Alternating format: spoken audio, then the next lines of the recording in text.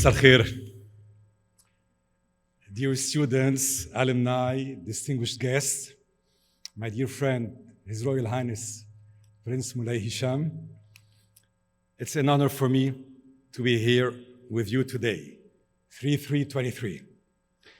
When one is handed a microphone and offered a stage to express his opinion, vision, ideas, and lived experiences, one can only think of all those who are not granted this privilege, those whose journeys, narratives, realities will forever be left unspoken, unheard, when they are not merely being stifled, ignored, or set aside. For so long, I was the one handing the microphone rather than the one speaking into it. Maybe this is, in part, why I'm more honored, yet humbled, when it is time for me to walk onto stage and address a crowd. Maybe this is why I have in turn tried to build stages, bridges, and bonds between dreamers and doers, young and old, the Arab world, its diaspora, and the international community. With every interview, stage, and story I have conducted, helped build, or encountered, I was so aware of how many more needed to be conducted, built, and actively looked for and uncovered, of how many voices still needed to be heard. Because as much as spotlights and headlines are inspiring, they don't paint a complete picture of those they shed light on while leaving so many in the dark. We are in times of war once again. Today it's Russia and Ukraine. Yesterday it was Iraq, Afghanistan, and in between, countless territories remained occupied by colonial armies, invading forces, or obstinate dictators. Like all wars, this too shall one day end, hopefully soon. And another shall one day begin, and then another and another, and so it goes. Mankind destroys, it manufactures pain. I once watched a video of an Ukrainian lady crying as she sings the national anthem and cleans the broken glass from her apartment. It moved me. It reminded me of Beirut almost 3 years ago when we were cleaning broken glass after the August 4th explosion, an act of war of a different kind. We who come from the Arab world are no strangers to war. We grow up alongside it. We watch it from our school desks. We wave it from our bedroom's window. We get used to it, to the uncertainty and the consistency of it all. We come from a place where people kill and get killed in the name of religion, where innocents die in the profit-driven games of international powers. But we who come from the Arab world also know this, that war is just one side of the story. It is the front page, but hidden behind it are countless stories of everyday life, of success, of forgiveness, of love. During war, we fell in love. We raised families. We protected each other. We made friends. During war and despite war, we built beautiful things. We took the difficult path. We built bridges. We spoke truths, but it felt like it didn't matter because war was always on the front page. War was the story, and we were just forgotten details. During all of that, I established Takrim Foundation and made it grow. and proliferate. Takrim would be the reminder that during pain and trouble, there would always be something good to talk about. That the front page is not war. It is the people opposing war with life and love and success. Takrim meant finding and recognizing new Arab role models, the unsung heroes of the Arab world, those who leave their mark on society across disciplines and countries, so that we can reclaim our narrative and write our own story of hope and change, so that the Arab youth has someone from our part of the world to look up to, no matter the field which it dreams to excel. This is Takrim for me. It is a passionate desire to lift the veils, but why to stop at the Arab world? Arabs are all over, and from Takrim's labor, Takrim America was born. Yet soon enough, celebrating contribution wasn't enough. Building bonds came as the organic next step on this journey. More than 1 decade after its inception, the Takrim community has grown strong and more diverse, a true mosaic of lived experiences that wouldn't have crossed paths otherwise.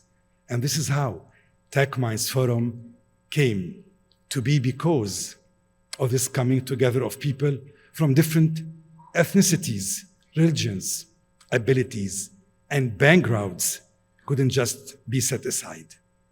Because there is power in remembering, rethinking, reimagining, repairing, and rebuilding together. Because this is how we bring about the kind of change that benefits everyone. There is richness in diversity. Never forget this.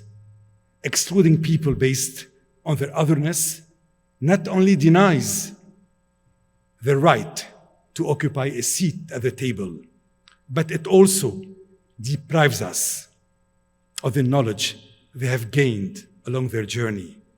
Because yes, there is so much to learn from a business tycoon, an artist who's larger than life, or a royal, but we must recognize that the most meaningful and lasting change often comes from everyday heroes who are working tirelessly in their communities to make a difference.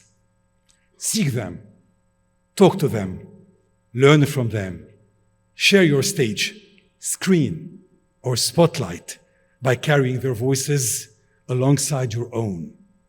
When you look around the table or an assembly hall and realize they are not there, think of what they would want you to say. This does require honesty and a commitment to breaking down barriers and building bigger tables than can fit everyone. Imagine that table and the change you aim to bring about. Imagine who's sitting at this table. If all you can see are people who look and think like you, then reimagine.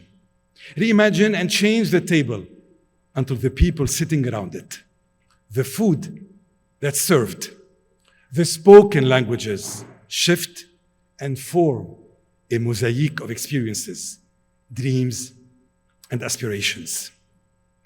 Every bond is a chair you add, a voice you carry, a step you take towards change. By enriching your inner world, you enrich the world in turn. Then you spread the word and hope others will start doing the same until no story is left untold. That's the true leap of faith. To prove my point, I'm going to share with you the story of a cab driver I met in Paris. As you might have guessed, Vincent's name is not featured on the list of the richest and most powerful men in the world. But Vincent taught me to view the world through someone else's eyes, through their stories. I met him on a cab ride and asked him about his most touching one. That's when Vincent told me the story of an old lady he drove to her retirement home. She made him rediscover the city through a new lens, her own, that of an old lady waving all her favorite landmarks, spots, and memories goodbye. But there's also the story of Inan, a dishwasher from Heliopolis, Egypt, who traveled to Vienna, where he sold newspapers and was homeless before making his way to Denmark, where he washed dishes to earn his meals. He had neither money nor education. Therefore, he had to depend on his mind, wit, sense of initiative, and hard work when deciding to wash dishes with the purpose of getting a meal in the hotel and restaurant industry. After several years in Denmark, he became a Danish citizen. No one would ever believe that the 20-year-old man who left Egypt with 10 British pounds would become the senior advisor for the International Association for University Presidents, a knight of Denmark, the founder and president of a chain of hotels, among others. I have one last story to offer you. After 11 years, a janitor and his wife, a housekeeper, had a son whose birth brought love, warmth, and joy into the little home. His mother carried him daily with her broom to the neighborhood houses where she used to work. The father was working at a school, which allowed him to study for free. This boy had grown up and had just graduated from the American University of Beirut and gave himself the graduation speech. His name is Eli Al-Khawand, and Eli was my guest. Among so many others, these three stories inspire me. As a journalist and a TV host, I can't even count how many conversations and interviews I have conducted throughout close to 3 decades.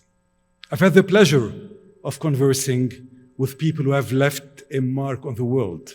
I've spoken to artists and architects, designers and politicians, royalties and businessmen.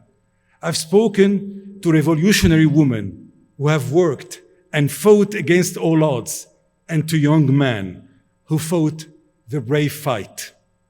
Let me tell you something about these people. They have all decided to write their own stories. This is why we are drawn to them. This is why their stories are so powerful. Meeting Vincent, Inan, and Eli, and listening to their stories taught me that no story lives unless someone wants to listen. And no one would listen if there is no one else to share the story. Today, I take advantage of this stage to share them with you, so that you can carry it with you and take the story to places they can't physically go. This is my leap of faith, faith in you. This is how I reimagine change, through the power of stories, of bonds, and sharing what stage I'm offered. Because stories have been an essential aspect of the human experience since the dawn of time. Whether we use them to convey knowledge in nation's history or our cultural beliefs from one generation to another, their value is immeasurable. They are a record. Stories allow us to connect to the past and learn from it, while also inspiring us to envision a better future. Stories are where change begins. We imagine them, live them, tell them, and retell them. And believe me when I say that this last one is crucial. Retelling stories is essential, as it allows us to learn, own them, and offer them to those who need them along their growth journey. By sharing stories, we can connect with others on a deeper level, building bridges of understanding and empathy. Storytellers aren't lazy. They challenge notions and norms and cast doubt on prejudice. I was never one to sit empty and watch as the future unfolds, be it through interviews, documentaries, outreach work, and panels. I tell stories, and I watch them take on a life of their own and make an impact. It is a rewarding feeling as they come, and I encourage you to do the same. Together, we bring these stories into the light and tell people that they exist. True, there are walls and wars, radicals and dictators, poverty and occupation, but there are also people, good people, who dedicate their lives to make a change for the better. Sadly, no one in this hall is a stranger to how stories can be deceiving. For those of us who come from nations that are currently facing great suffering, stories from our part of the world are heavy under the weight of conspiracy and tyranny. The loudest voices are the foreign ones when they're not the local ones, striving to plant the seed of discord, extremism, and fear of the other. But if we don't learn the stories of others, how are we to even start understanding what it is like to wake up and to go to sleep in Damascus or walk through the streets of beautiful Aleppo? How are we to understand the Palestinian struggle when for the longest time this nation's stories have been preyed to censorship, misinformation, and a specific narrative that aims to discredit anyone that contradicts it? How are we to understand what it's like to pick up shards of glass, pieces of furniture and hopes, pack one's dreams and belongings in a suitcase, and leave Beirut after the blast of August 4th? How are we to remember, rethink, and rebuild a world that considers each and every person when they refuse to acknowledge their struggles, dreams, fears, let alone their reality?